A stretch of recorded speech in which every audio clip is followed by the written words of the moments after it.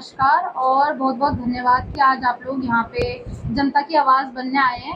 जैसे कि बोलते हैं कि जो पत्रकार होते हैं वो चौथा स्तंभ होते हैं एक डेमोक्रेसी का। तो आज हमारी लड़ाई में भी हमारा तो पहला स्तंभ है, तो आप सभी को बहुत बहुत धन्यवाद।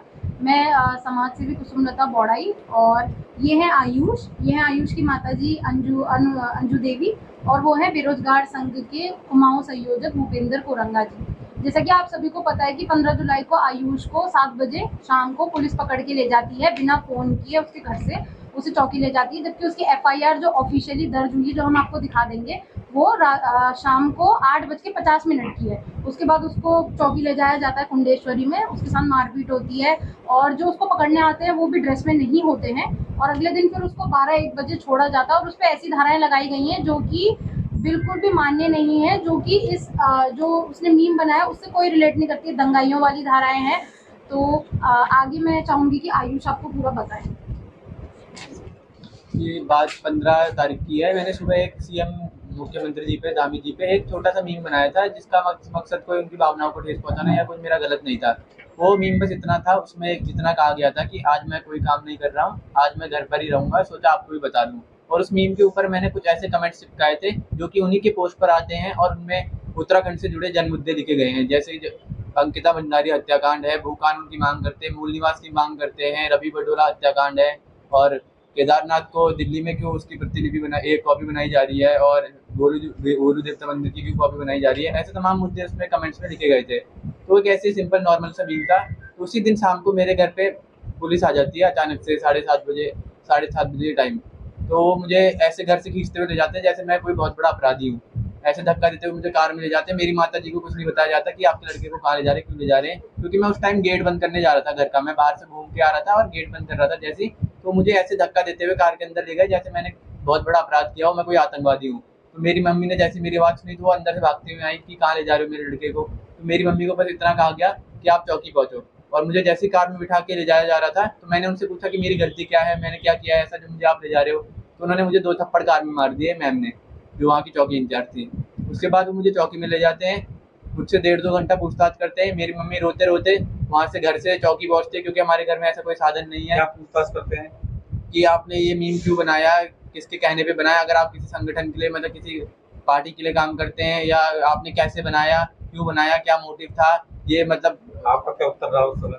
मेरा ये उत्तर था कि मैंने ये मीम किसी के कहने पे नहीं बनाया, ये मेरी अपनी सोच है और ये उत्तराखंड के जन मुद्दों को ऊपर उठाने के लिए मैंने कहा था। लेकिन आपने तो व्हाट्सएप पे किसी से परमिशन मांगी है इस वीडियो को भेज के कि क्या इसे डाल दूं?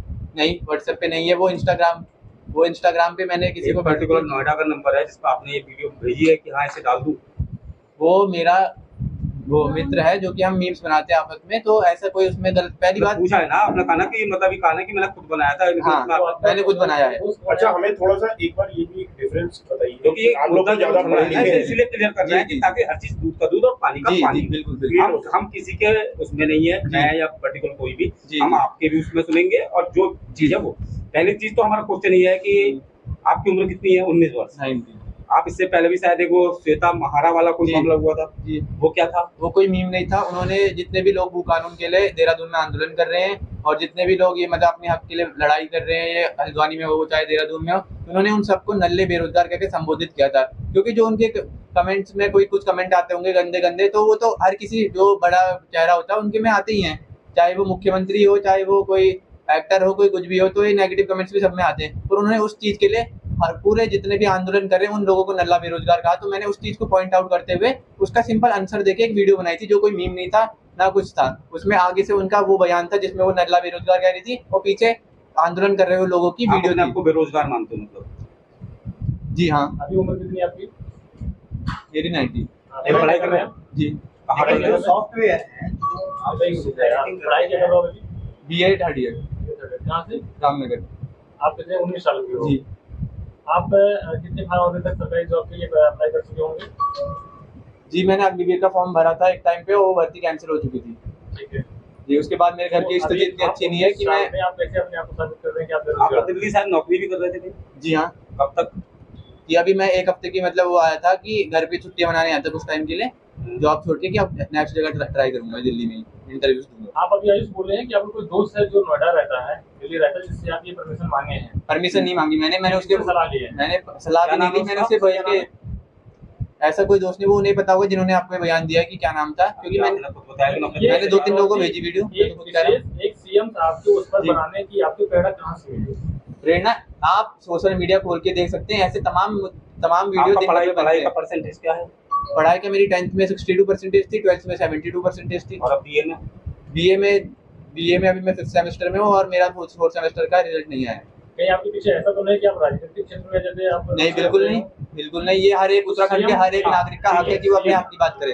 एक्चुअली कुछ लोग कह रहे हैं, जो हमें तो जो आइडिया जो लगा आप लोग ज़्यादा अच्छी तरीके से बता पाओगे जी। लेकिन परंतु जो हम सोशल मीडिया का एक्ट देखते हैं, जी जो आपने वीडियो बनाई वो डीप फेक के अंडर में आ रही है, जी मीम के उसमें नहीं आ रही। जी, वो डीप फेक नहीं है। ऐसे प्रधानमंत्री नरेंद्र मोदी जी खुद अपने ट्विटर अकाउंट से ये मीम शेयर कर चुके हैं अपना, और उसमें कह चुके हैं आप डीप फेक और उसमें उद्देश्य थोड़ा क्या सा था? उसका मुख्यमंत्री जी का ये डालने का उद्देश्य क्या था, इसका जो ये डाला? तो मैंने डाला है, इससे उत्तराखंड के जन मुद्दों को मेरे आगे पहुंचाने का वो था उद्देश्य। इसमें कौन से ऐसे मुद्दे शामिल है इस वीडियो में आपके जो आप दिखाना चाह रहे हैं? अंकिता भंडारी हत्याकांड, मूल निवास, उत्तराखंड भू कानून, रवि बडोला आप हत्याकांड। राजनीति मानना चाहते हैं? राजनीति मानना चाह रहे हैं? नहीं, बिल्कुल नहीं आपके पापा पापा नहीं आए ना आपके अभी जी तक नहीं। मामले में सामने? जी नहीं। क्यों? मेरे पापा वो जॉब करते हैं, प्राइवेट जॉब। हमारे घर में अगर मेरे पापा 2 दिन जॉब ना करें तो हमारे पूरे घर का महीने का खर्चा वो चलाना मुश्किल हो जाता है। कितने मिलते हैं उन्हें?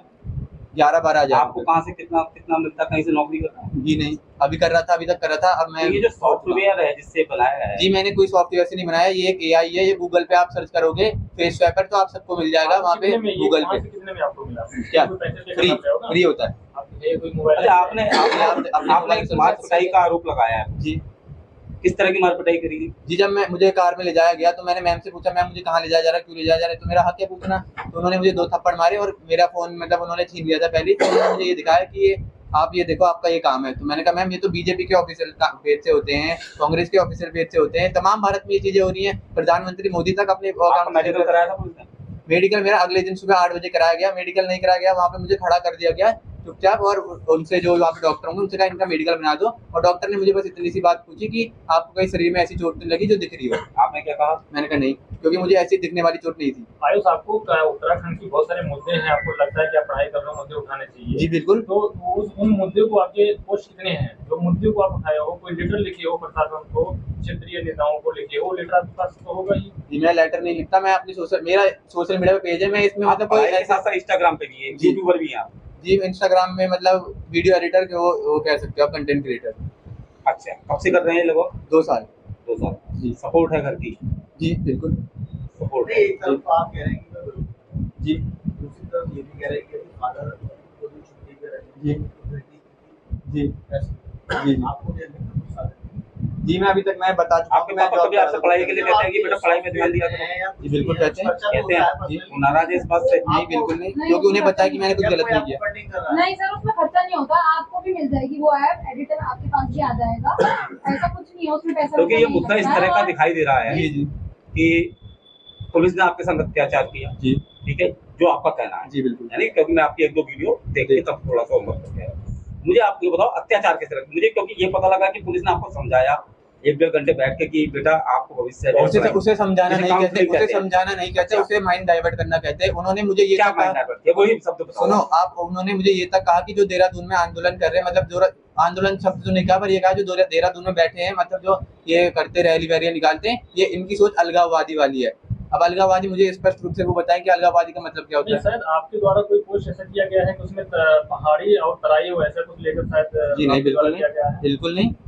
आपके मित्रों द्वारा किया गया, आपके मित्रों द्वारा, बाकी सबको भारी लोग, और सिर्फ पर्वतीय क्षेत्र आप लोग सिर्फ उत्तराखंडी, बाकी जो यहाँ उत्तराखंड में यहाँ जो सभी लोग रह रहे हैं वो सब भारी लोग, मतलब भारी। जी मेरा मानना ऐसे नहीं, मेरा मानना ये है जो उत्तराखंड में 100-150 साल से ज्यादा रहे वो यहाँ के मूल निवासी है। भारी लोग, अन्य को भारी लोग नहीं कहा गया है, मूल निवासी शब्द से संबोधित। हमारे पास प्रूफ है कि आप, हमारे पास प्रूफ है। आपको लगता है कि प्रूफ नहीं है, 19 साल आपके भी है, आपके भी, आपके फ्रेंड्स नहीं दिए जी जी हम विदाउट प्रूफ कोई बात नहीं कर रहे हैं। आयुष, आपको लगता है 19 साल की तथ्य वो बात कर रहे हैं, हाँ बिल्कुल, हम भी तथ्यों पे बात करेंगे। आपकी 19 साल की उम्र है, कई बातें तो 19 साल की उम्र पढ़ाई के लिए होनी चाहिए या इस तरह के आंदोलन वगैरह के लिए?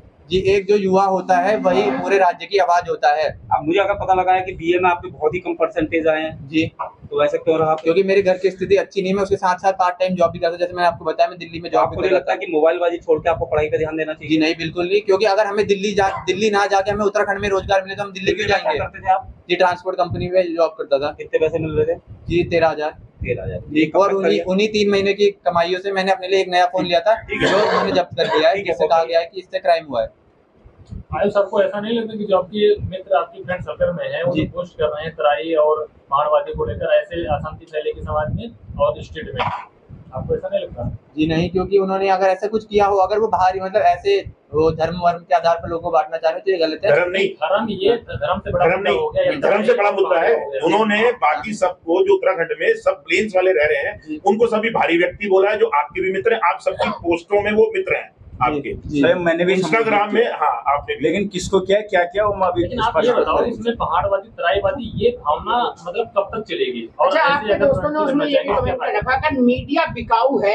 अगर आप जब मीडिया आपके दोस्तों को बताया कि बिकाऊ है तो आप लोग ने हमको क्यों बुलाया? आपको कैसे पता कि कौन सा मीडिया बिकाऊ है और कौन सा मीडिया बिकाऊ नहीं है? आपने कौन सा ऐसा होमवर्क किया है? क्या मीडिया आपने 22 साल की हमारी पत्रकारिता पे, सबके पत्रकारिता पे 25-25 साल से जिन्होंने जिए हैं यहाँ के लिए, उत्तराखंड के लिए, आपने सब कटघरे में खड़ा कर आपकी बात बिल्कुल सही। कटघरे में खड़ा कर दिया आपके दोस्तों ने। सर दोस्तों ने क्या कहा क्या नहीं कहा वो तो लेकिन इस मामले में इस तरह का पेश किया जा इस रहा है। मामले में इसको लेकर के जो जुड़े सवाल है वो आप पूछिए। इन्हीं के ही सवाल है। जब कोई भी मुद्दा होता है, जो तथ्य जब इनसे जुड़ते पहला हैं। मेरा बढ़ी है, अगर आपको किसी चीज की न्याय चाहिए तो आपको कहाँ जाना होगा?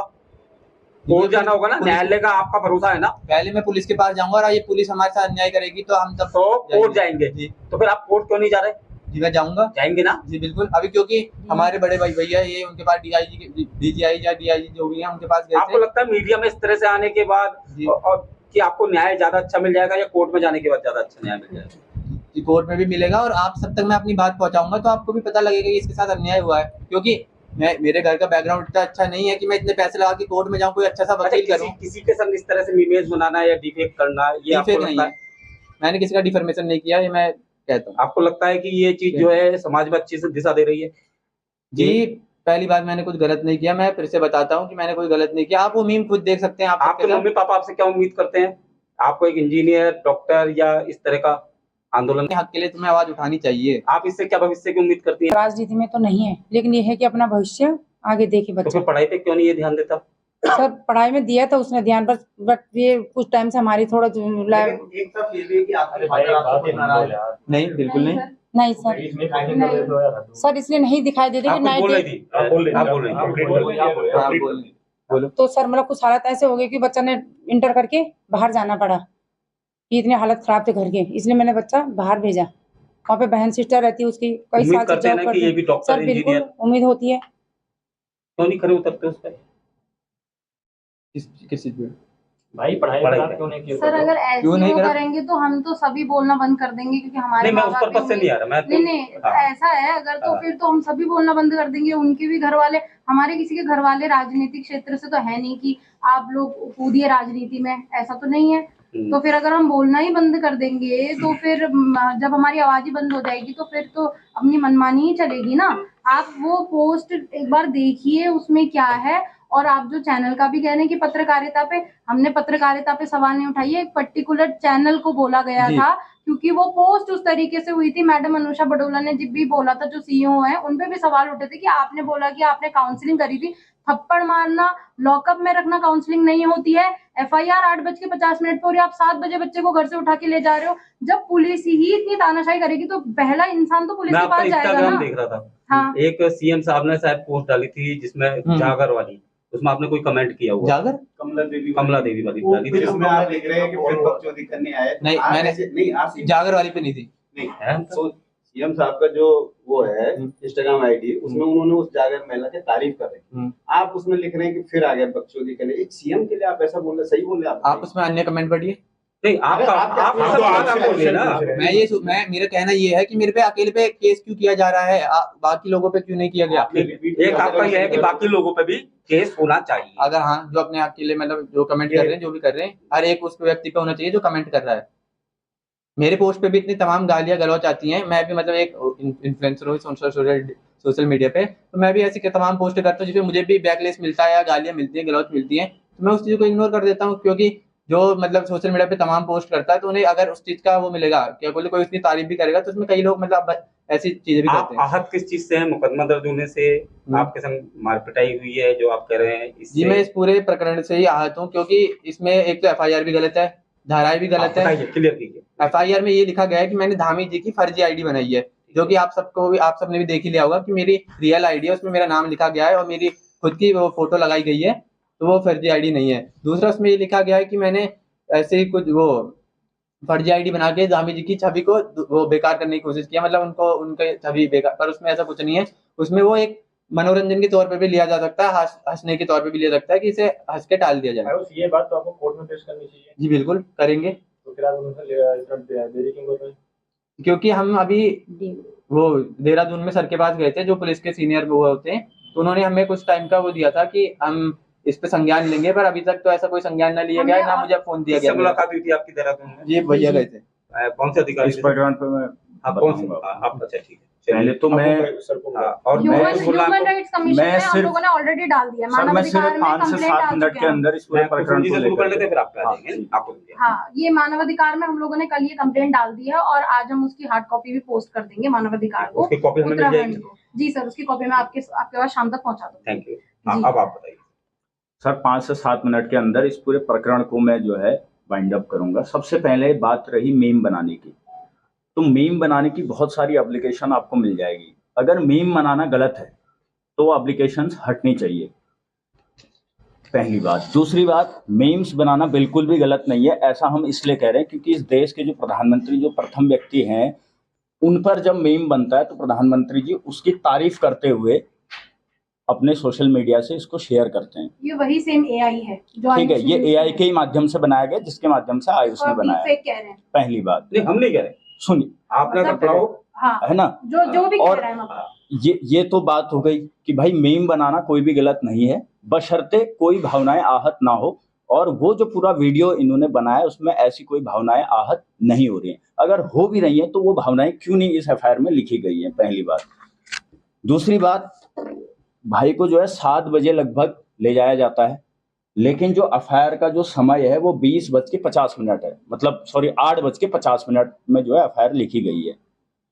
तो ये जो अभी तक हमको प्रकरण समझ में आया, ये इस तरीके से आया कि या तो किस माध्यम से, सोर्स ऑफ शिकायत क्या था, जिस भी व्यक्ति ने जो शिकायत करता है मुकेश चावला जिनका ये संजीवनी हॉस्पिटल भी है, तो इनका सोर्स ऑफ शिकायत क्या था, किस प्रकार से इन्होंने शिकायत करी थी। अगर इन्होंने FIR करी तो वो तो लेट में करी, तो इसको पहले क्यों पकड़ा गया।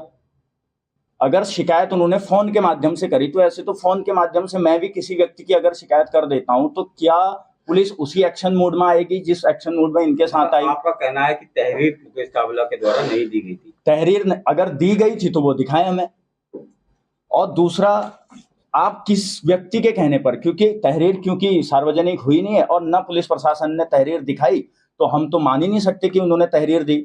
या तो उन्होंने फोन के माध्यम से या जिस भी माध्यम से, ये भी बताने को पुलिस तैयार नहीं है कि किस माध्यम से शिकायत आपके पास आई कि आपने जो है 7 बजे इनको अरेस्ट किया और उसके बाद कार्रवाई करी। लेकिन जो आधिकारिक तौर पर जो FIR दर्ज करने का जो समय है वो 8:50 है, और आप किस व्यक्ति के कहने पर इस पे कार्रवाई कर रहे हैं। ठीक है, आपने FIR लिखाई किसी व्यक्ति ने, उस पर पुलिस एक्शन कर रही है, वो बात समझ में आती है, उसमें हम इस चीज के हम बिल्कुल खिलाफ नहीं, क्योंकि वो पुलिस का काम है और इसमें तो हम उनको भी कोऑर्डिनेट करेंगे। लेकिन उससे पहले एक व्यक्ति आपको शिकायत करता है और उस व्यक्ति की अगर के बारे में अगर मैं आपको बताऊं, आप तो यहीं के स्थानीय, आपको तो सब पता होगा, जिसपे 16 मई 2022 पे जो है उसी के हॉस्पिटल में एक महिला कर्मचारी के साथ घिनौने काम को लेकर के उस पे जो है शिकायत दर्ज करी गई थी।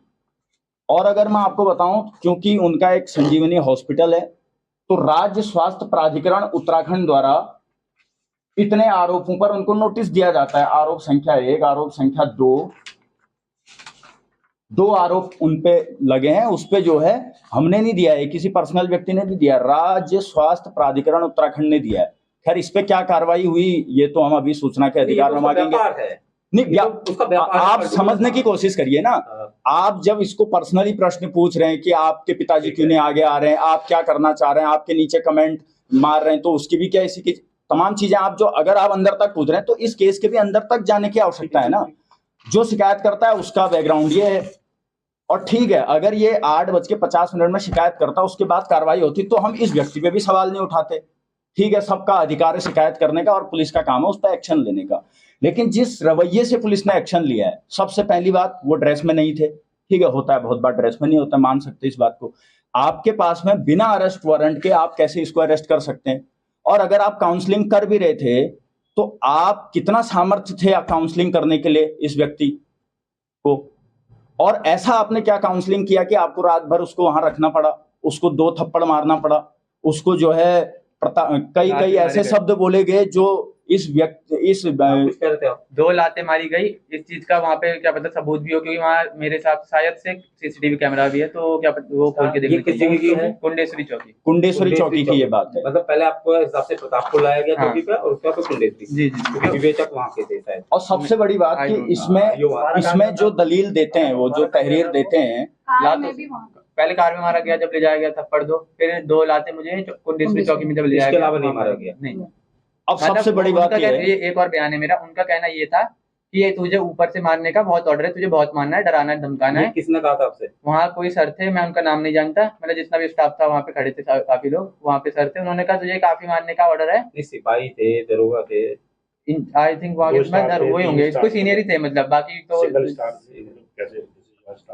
मैं उनकी शक्ल पहचान लूंगा। ठीक हो गया। हाँ, क्योंकि उन्होंने ये कहा कि तुझे ऊपर से मारने का बहुत ऑर्डर है, पर हम तुझे मार नहीं रहे, तू भी बच्चा ही है, तुझे कम मार रहे, पर तू जो बड़े सर आएंगे उनके सामने रो धो के दिखा देना, ऐसे दिखा देना तुझे बहुत मारा गया। उसमें शायद उन्होंने ये भी कहा था कि आपने बोला था कि उस पुलिस सिपाही ने या तू भी अपने लोकल का बंदा है, तू भी पहाड़ी है। नहीं हाँ, तो आपने ये बोला जो हमने सुना वो जी, मतलब वही कहना है, तू भी अपना बंदा है, ऐसे कुछ मतलब इस तरीके से कहा था। तो ये जो पूरा प्रकरण बता रहे हैं इससे ये लगता है कि उन्होंने बोला था जी, मुझे अंदर मतलब जहाँ पे उनका कंप्यूटर होता है वहाँ बैठा था उस टाइम में, उन्होंने मुझे जमीन पे बिठाया गया था उनके द्वारा। मुझे पूरी रात आपको कुंडेश्वरी। सर अगर बच्चा झूठ कह रहा है ठीक है बताइए। तो वहाँ पे मुझे ये बोला गया कि अगर ये थप्पड़ और ये लात आपके बच्चे को आप लोग मार देते पहले तो आपका बच्चा ऐसा नहीं करता। उसमें ये है कि मेरे बच्चे ने क्या किया, पहले सवाल तो ये है। और उनको भी 11 बजे 11:30 बजे मैं अकेले कुंडेश्वरी से, मतलब ऐसे कोई बहाने मेरे पास कोई साधन नहीं, ना मुझे मिल गया। उनको भी चौकी बुलाना 6 बजे के बाद गलत है। वहाँ पे कोई वो भी थी, मतलब महिला कोई नहीं था, सिर्फ मैडम। ये तो देखो ना पुलिस की जो कार्यशैली है सर काशीपुर, इस पे बड़ा सवाल खड़ा होता नहीं होता। आप बताइए, ठीक है ये आरोपी सिद्ध होगा नहीं होगा वो तो कानून बताएगा, है ना, ये अलग बात। अब दूसरा देखो एफआईआर में क्या लिखा जाता है। पूरी चौकी में शराब की स्मेल आ रही थी, वहाँ मेरी मम्मी रात को गई है, पूरी शराब की गंध थी, कोई गुटखा चबा के कहाँ पे थूक रहा है। प्रतापपुर चौकी के बाहर मुझे किसी बंदे ने कहा कि मैं आपको 1000 रुपए देते हैं, आपका बच्चा भी छुड़ा के लाते हैं बाहर। पुलिस के सामने बोला जाता है, वो मैं जानती नहीं, कोई बाहर लड़के खड़े थे, उनमें से किसी ने कहा मुझे। तो आप क्या बोले उस टाइम आंटी जी? सर मैंने कहा 1000 रुपए मैं ही देती हूँ अंदर जाके, अगर पुलिस को घोषित आना है तो डायरेक्ट मेरे से लो ना, मेरा बच्चा बाहर आए। पुलिस का आदमी था या कोई बात नहीं, कोई ये तो नहीं कह सकते। नहीं ये नहीं कह सकती मैं पुलिस कहा कि मैं आप मुझे 1000 रुपए। पर अगर सर वो बंदा घोष दे के छुड़ा सकता मेरे बच्चे को तो इसका मतलब यही बनता ना कि पुलिस का ही कोई बंदा था। पुलिस तो नहीं थी ना? नहीं पुलिस नहीं थी सर। और सर जो तहरीर लिखी हुई है, जो एफआईआर में लिखा हुआ है, उसमें ये लिखा हुआ है कि एक फर्जी आईडी जो है श्री पुष्कर सिंह धामी जी की बनाई गई थी। बनाकर इसमें लिखा हुआ है साफ साफ कि माननीय मुख्यमंत्री श्री पुष्कर सिंह धामी की फर्जी आईडी बनाकर प्रदेश की सरकार के मुखिया और सरकार की छवि को खराब करने और सरकार को अपमानित कर प्रदेश की जनता जिनके द्वारा सरकार को चुना गया है उनका अपमान और मजाक बनाया जा रहा था। अब वो ये दिखाए पुलिस, ये दिखाए काशीपुर पुलिस ये दिखाए कि वो आईडी कौन सी थी, उस आईडी को वो सार्वजनिक करें। अब ये तो आज जो हमने मेनली प्रेस वार्ता करी है वो इसीलिए करी है क्योंकि कोई भी न्यूज इससे रिलेटेड आ रही है तो उसमें तमाम बातें नीचे हो रही हैं, तो इस पर भी कहीं ना कहीं हमारा क्या स्टैंड है उस चीज को लेकर के। और इस पे जैसे सर ने बोला, जैसे आप स्वयं इनके संग आए हैं या इन्होंने आपसे हेल्प मांगी है? सर ये हम सोशल मीडिया से काफी समय से जुड़े हुए थे। जब मैंने ये प्रकरण देखा, क्योंकि उत्तराखंड बेरोजगार संघ पूरे प्रदेश के अंदर वो सारे मुद्दे जो जनहित के हैं, प्रदेश के लोगों के हित में हैं, तो उस पे जो है हमेशा आगे आता रहा है। तो इसी किया? जी, इसी पर फिर ये हमारे कुसुमलता जी हैं, तो हाँ, तो मैंने इनको जो है इन्होंने इनके घर आपसे पे भेजा। संपर्क किया? इन्होंने मेरे से और संपर्क हमने किया, मैंने अच्छा, उनसे- इन्होंने आपसे संपर्क किया तब आपने इनसे ये बिल्कुल। 12:30 बजे करीब जेल से आए हैं, तो इन्होंने मुझे 1 बजे करीब फोन किया था कि दीदी मेरे साथ ऐसा ऐसा हो गया है, तो मैं इनके घर गई थी इनसे मिलने के लिए, और उसी उसी दिन जिस दिन ये हाँ, और हमने एकदम से भी रिएक्ट नहीं किया, क्योंकि जब इनका मुझे फोन आया कि ऐसा ऐसा मुद्दा हुआ है, तो मैंने कहा कि एकदम से रिएक्ट करना सही नहीं है, एक बार आप जा करके पूरा मामला संज्ञान में लीजिए। तो जब ये वहां गए, इन्होंने सारी चीजें जानी, हमें लगा कि वास्तव में गलत हुआ इस भाई के साथ, तब जा करके हम आ गए। उधम सिंह नगर से भी मुलाकात की आप लोगों ने इस मामले में? नहीं, इसमें नहीं। तो ये है, अब इसमें जो सर कह रहे हैं, और इसी सारी चीजों को लेकर के आज हमने प्रेस कॉन्फ्रेंस भी बुलाई, क्योंकि तमाम लोग अलग अलग तरीके की बातें कर रहे हैं। आपका मांग क्या है, मतलब स्टैंड क्या है आगे? हाँ सर, मैं वही बता रहा हूँ आपको। बता दीजिए। जी, मेरी धाराएं हटाई जाए पहले तो, क्योंकि वो बेबुनियाद है। दूसरा, मेरा फोन मुझे वापस किया जाए। तीसरा, जिन्होंने मेरे साथ ये सारा किया है, एक एक अधिकारी हो चाहे कोई सा भी हो, उन सब पे मतलब संज्ञान लिया जाए, उन पे कार्रवाई की जाए कड़ी से कड़ी। और इन्हीं 3 मांगों को लेकर हमने डीजीपी से मुलाकात हमने करी। जैसे आप कह रहे हैं कि एकदम से क्यों नहीं आप कोर्ट जा रहे हैं या तमाम चीजें, देखो किसी भी चीज का एक तरीका बना हुआ है। आपको क्या आश्वासन मिला है? सर हम गए थे, तो मैं आपको बता रहा हूँ, हमने पूरा मामला जब वहां पर बताया और पूरा वीडियो वगैरह सब हमने वहां पर दिखाया, और हमने जो प्रधानमंत्री जी का जो मैं आपको दिखा रहा हूँ वो भी हमने दिखाया, तो उन्होंने भी इस बात को माना कि वास्तव में ये गलत तो नहीं है। इस बात को उन्होंने माना, मैं ऑन रिकॉर्ड कह रहा हूँ। ये डीजीपी साहब ने? हाँ, डीजीपी साहब से हमारी मुलाकात नहीं हुई, डीजीपी साहब से हमारी मुलाकात नहीं हुई, हमारी हुई एडीजी सर से। एडीजी जो लॉ एंड ऑर्डर को देखते हैं, नीलेश आनंद पांडे नहीं, एडीजी नहीं है, वो आई है अंशुमन, हाँ जी, उनसे हमारी मुलाकात हुई और उन्होंने इस बात को बोला, और हमने जो है उनको ज्ञापन दिया, और उसमें हमारी 3 मांगे थी। यही थी कि पहला तो फोन इनको लौटाया जाए। आश्वासन आपको मिल गया है कि आपके साथ अन्याय नहीं होगा, यही तो मिला है? हाँ, पहली मांग हमारी ये थी कि फोन वापस लौटाया जाए। दूसरा, इनके माताजी के साथ में जिस तरीके का हम दुर्व्यवहार ही कहेंगे उसको, काशीपुर पुलिस ने परेशान करने का काम किया और भाई को परेशान करने का काम किया, तो उन पे कार्रवाई, उनको उनकी काउंसलिंग हो, इसकी नहीं उनकी हो। और तीसरा हमारी ये थी कि जो ये बेफालतू के धाराएं इस पे लगाई गई हैं, जिससे मेंटली टॉर्चर भी हो रहा है, तमाम चीजें, तो इसको जो है हटाया जाए। और जो सर ने अभी बोला कि आप बाहरी की बात जो कर रहे हैं, उसको लेकर के जब ये पूरा प्रकरण हुआ, तो एक व्यक्ति जो स्वाता महरा जो है, हमारी बहन है, वो हमारे उत्तराखंड की है, उनके जो मैनेजर हैं वेद शर्मा, तो वो नीचे ये लिखते हैं कि आज मैं बहुत खुश हो गया, अब मैं गरीबों को खाना खिलाऊंगा। उनकी जो आपने ठीक है सर, तो पहले हमने ऐसे ही उनको पहले हमने वो प्रकरण अलग नहीं है। सर, प्रकरण वो अलग नहीं है सर। जब मुझे चौकी में ले जाया गया तो मुझे ये भी कहा गया कि तुझे इस बात पे पहले वार्निंग मिल चुकी है, जो कि मुझे कभी नहीं मिली है। मेरे घर सर पुलिस आते हैं पहले, लेकिन जब मैं पूछती हूँ कि मैम मेरे बच्चे से कोई गलती है या मेरे से कोई गलती हो गई, तो उन्होंने कहा कि हम सर्वे पे आए हैं, जबकि मुझे चौकी में बोला गया कि आपको 2 बार वार्निंग मिल गई। दूसरे बार भी मुझे कोई बातचीत, कोई वार्निंग नहीं, सिर्फ बच्चा उठाया गया घर से। मतलब उनका कहना ये था कि हम आपके घर में आके पहले तुम्हारी 3 मांगे हैं ना, जो आपने हमें बताई है, और इसके लिए ऑलरेडी आप एडीजे से मिल सकते हैं, एडीजी से। अब आगे की हमारी जो प्लानिंग है कि हमने 3 दिन का समय दिया है सर, जो 3 वो है मांगे, हाँ 3 दिन का समय दिया है सर। जो 3 दिन का समय है, इसका क्या है आपका? 3 दिन का समय दिया है सर। अगर नहीं वो करते हैं कुछ इसमें, तो हम खुद मंगलवार के दिन 23 तारीख को हम सभी लोग जो है दोबारा से काशीपुर चौकी जाएंगे, जहाँ पे इनकी एफआईआर दर्ज हुई है, और हम क्रॉस एफआईआर जो है इस पे करेंगे, और ये इस व्यक्ति पे तो करेंगे ही करेंगे जिसने शिकायत करी है। इसके अलावा हम काशीपुर पुलिस पर भी हम एक्शन लेंगे। हम इस पे अपने लीगल एडवाइजर से बात करके कैसे कैसे हो सकता है, इसके लिए हमको कोर्ट भी जाना पड़े तो जाएंगे, क्योंकि आज पहली घटना इसके साथ हुई है। शिकायत करेंगे जो शिकायत करता है, शिकायतकर्ता पर यही करेंगे कि जो उन्होंने शिकायत करी है वो गलत है। ठीक है। और जो बाहरी वाली जो इन्होंने बात कही थी सर ने, कि हमने पहले उस व्यक्ति के बारे में पूरा पता किया, और वास्तव में वो बाहर का व्यक्ति है, इसलिए हमने बाहरी का। कौन बाहर का? वेद शर्मा। हमने मैंने पर्टिकुलर वेद शर्मा नहीं सर, जो मित्र आप सर मैं अपनी बात कर सकता हूँ, हम अपने मित्रों की सर, हम अपने बात दिखाई नहीं है। सुनिए मैंने अनुश्री को कॉल किया था सर, 3-4 बार पहले किया था कि आपने फर्जी आईडी बोला था उसी दिन। मैंने आपको फोन पर क्या बताया था कि आपने नहीं, ये कोई विषय नहीं है, प्लीज आप इसको डिस्कस मत करो। देखो प्रकरण को लेकर के वो वीडियो आप चला रहे हैं, और जिसका वो प्रकरण है तो उसकी जिम्मेदारी नहीं बनती है सर, इस बात को आप भी जानते हैं। पहली बात, अगर आपको ऐसा उत्तराखंड आपका जो ग्रुप है, वॉइस ऑफ उत्तराखंड आपका जो ग्रुप है, उसके जो जितने भी साथी हैं वो सब बहुत नाराज हैं, और इस चीज को लेकर वो इस चीज के लिए फिर बहुत ज्यादा गुस्सा कर रहे हैं। इसलिए मैं आपको बता रही हूँ, मैम ने मुझसे ये कहा था, मतलब आप लोग उन लोग को जानते हैं तभी तो वो कमेंट्स कर रहे हैं ना। आपने मुझसे यही तो कहा कि वो मीम बनाया है और उस चीज के लिए इसे फंसाया जा रहा है, तो ये कहीं से कहीं तक का कोई क्राइम नहीं है। और दूसरी बात, मेरे को हमेशा बोला जाता है जब भी मैं भू कानून पे मेरे से मीडिया के द्वारा, और मैं ये बोलूंगी कि ये तराई क्षेत्र के मीडिया द्वारा ये सवाल उठाया जाता है कि आप पहाड़ी देसी कर रहे हैं करके। हम आपको ऐसे देसियों से मिलाएंगे जो भू कानून के समर्थक हैं सर। हम उनको बाहरी नहीं बोल रहे हैं जो यहाँ पर रह रहे हैं, हम उनको बाहरी बोल रहे हैं जो बाहर से आए हुए हैं। और हम अपने अधिकार की बात करते हैं। हम फिर ये किसी को नहीं कहते कि आपको यहाँ से भगा देंगे या आप भाग जाओ, हमारे द्वारा ये कोई वो नहीं किया।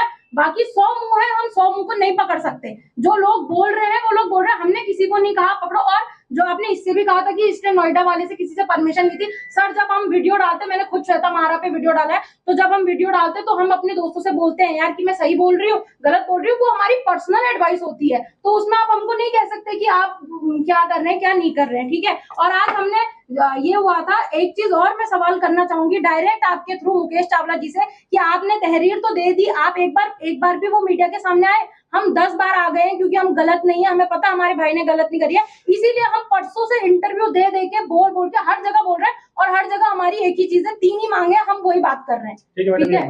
अभी ये बताइए कि मुकेश चावला से, आयुष आप बताओ, मुकेश चावला से आपसे कोई पुरानी रंजिश बिल्कुल नहीं या कोई जान पहचान या कोई बात विवाद? मैंने आज से पहले मतलब काफी टाइम पहले सुना होगा कि संजीवनी हॉस्पिटल है, कोई ऐसा तो नाम सुना है, पर मैंने ये नहीं सुना उनके कोई एमडी भी है। संजीवनी हॉस्पिटल को कोई आप वीडियो बनाए हो? नहीं जी, बिल्कुल नहीं, उनसे कोई आपका संबंध नहीं है? दूर दूर तक नहीं सर।